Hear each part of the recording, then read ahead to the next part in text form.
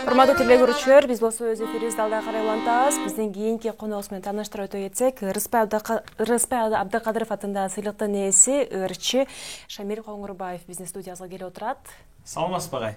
Саламатчылык. Кутман таңыңыз менен. Рахмат. Кандай келип алдыңыз? Жакшы келип алдыңыз. Рахмат, сууктун күнүнө карабай келдик. Бүгүнкү иш күнүңүз кандай башталды кайда келе? Биздин иш Маанайыңыз күнүбүз жакшыбы? маанай жакшы. Эмне биз мына кече Рыспай Абдыкадыровдун туулган күнү болуп, кече дагы иш-чараларда болуп катышып, Рыспай жөнүндө студияларда жакшы маанайда айтып берип элге. Мына бүгүн да чакырып сиздер ушундай студияга келгениңиздерге чоң ыраазычылык билдиребиз. Чоң рахмат биздин студиябызга келип бергениңизге. Ал эми агай айтсаңыз, Рыспай Абдыкадыров туурасында өзүңүз ал менен жакын тааныш болдуңузбу же кандай дос катары жүрдүңүзбү? Мен Рыспай Абдыкадыров менен жакын тааныш десем да айтсам да болот. Биз Рыспай Абдыкадыров менен 1983 жыл, 84 83 жылга дейм ушу таанышканбыз да. 82 жылдын аяк жагы. Ушу Рыспай Абдыкадыровдун бир тууган кайниси Касым Усманов деген ушу политехти кызыл диплом менен аяктап. Ана менде бир жакшы аккордеон бар эле да, капкара. Вальтмейстер, ошол убакта вальтмейстер редко болчу. Мен бир 2 жыл ойноп жүргөм. Анан кийин азыркы ошо Рыспайдын бажасы менин ошол айтып калды. Шамил Рыспай менен тааныштык, аккордеон керек болуп атыр, келе кал деп. Анан кийин мен аккордеонду алып келип, ошол жерден таанышып, 15-20 киши студияда эмес, үйдө да. Анан ошол жерден ушул аккордеондун ээси карабалталык балдар деп өздөрү да бүткөн деген кезектибизге берди. Анан кийин эми Рыспайды биринчи көрүп атканда сүрдөнөсүң. Албетте. Анан кийин ошол жерден тартынбай эле ырдап бердим. Анан келип кучактап, ыраазычымын. Ушундай менин алдымда менин ырларымды ырдап, ал убакта редко ырдап чыкканда көрсө, мен айтып билбейбиз. Анан ошондон баштап анан кийин жакшы эмелеп болдук да. Бирибизди биз сыйлаган адам Карабалтага көп келчү, биздикине дагы сый көрүп. Мен Ошко көп бардым үйлөрүнө. Давлет эженде сыйын көрдүм, катташып барган сайын үйүнө, бардык жерлерде концерт келгенде жолугушуп, далай китептерин мага кол кисими менен жазып берип, ушундай бүтүктө. Рахмат. Эми агай, баягы өзүңүз жогоруда белгилеп өткөндөй, Рыспай агай өзү менен бир топ жыл бирге ушу чыгармачылыктын чыйыр жолунда жүрдүңүздөр. Анан деги эле элибизде айтат эмеспи, ырдын пири Рыспай деп ансыңарындай сөздөн ырга өтсөк, ушу агайыбыздын ырларынан бир жагымдуу чыгарма аткарып берсеңиз, жалпы телекөрүүчүлөрүбүз дагы күтүп калды го. Эми мен Рыспайдын ырлары абдан күчтүү, диапазону күчтүү ырларда.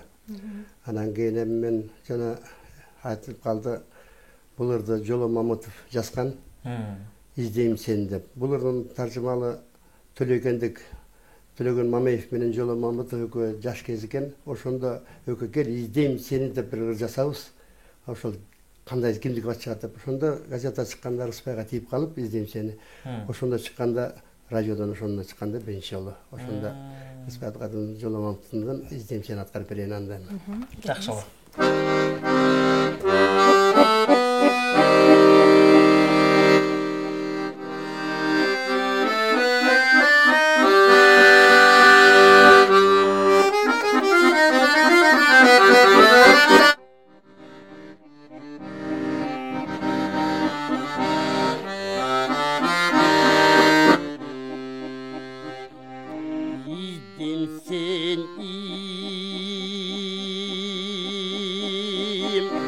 Arasынан öldürdün Yen bir kos Kuzarından jerirdin Sen alamıqam İzdetügü jaralsan Men alamıqam Dayım sen de izle üçün geldim.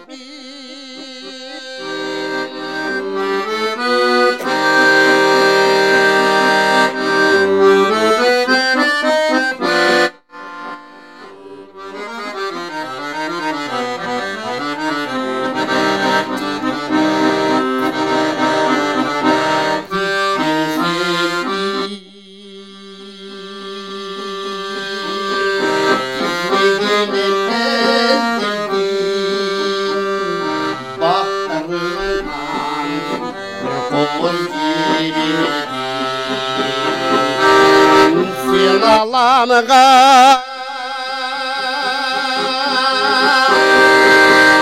Haydi buga jaralsan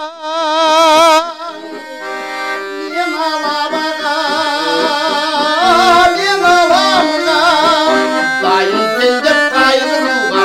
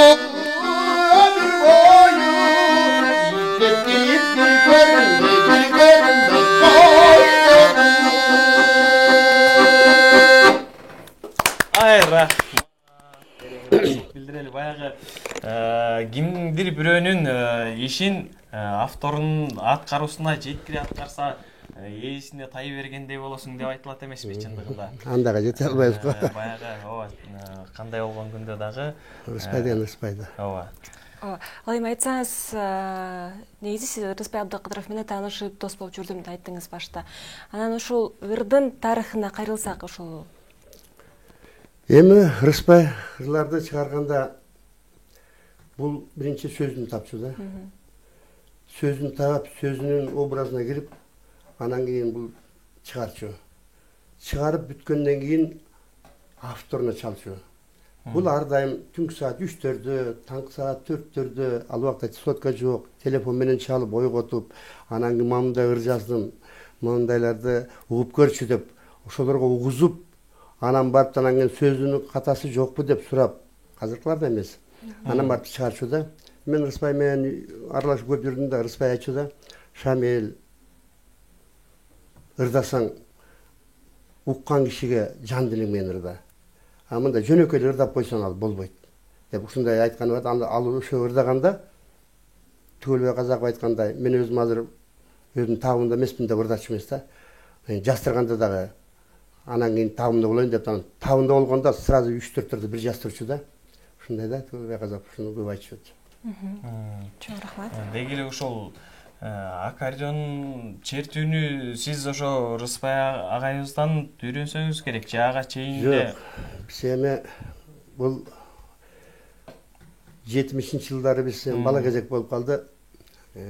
Анан кийин Рыспай ушундай Рыспай болуп турган убагыда алмашым, түгөйүм деген ырлары чыкканда тим эле ушундай угуп отурчубузда, анан кийин эле сезим пайда болду.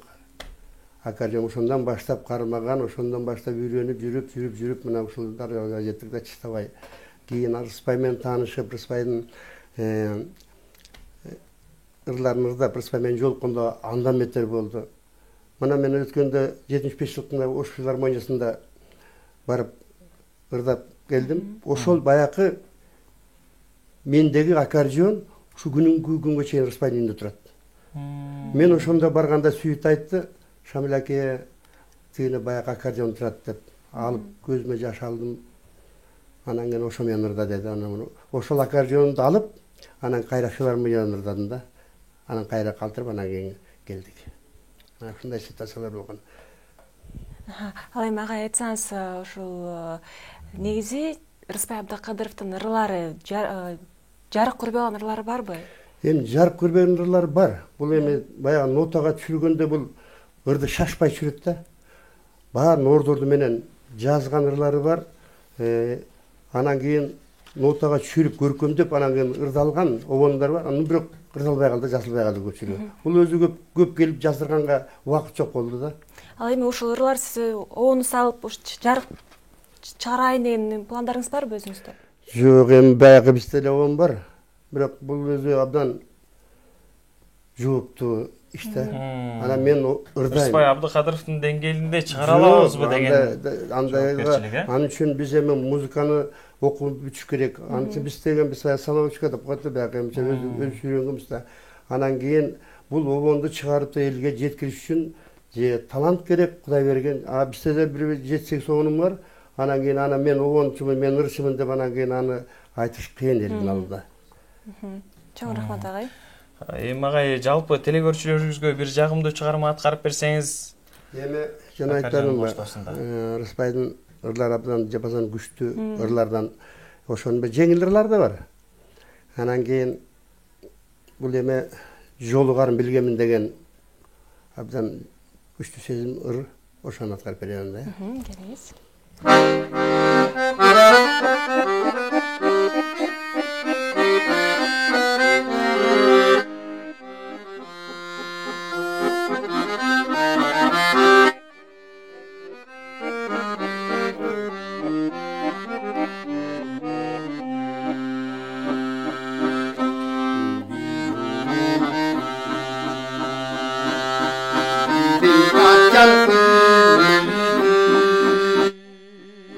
Bilip aldın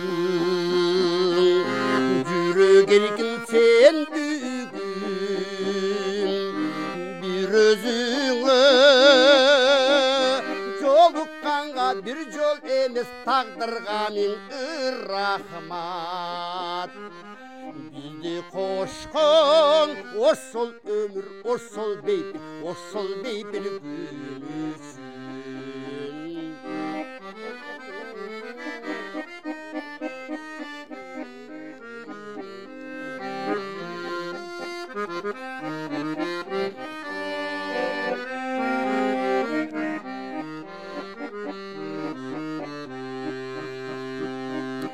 Men ömürde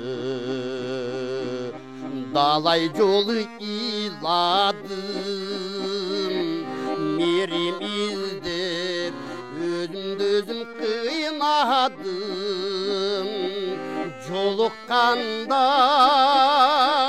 oşol tünü en birinci özüңe Yürekdegi dep Yürek tolkup bölküldön Ködönüme sıymadım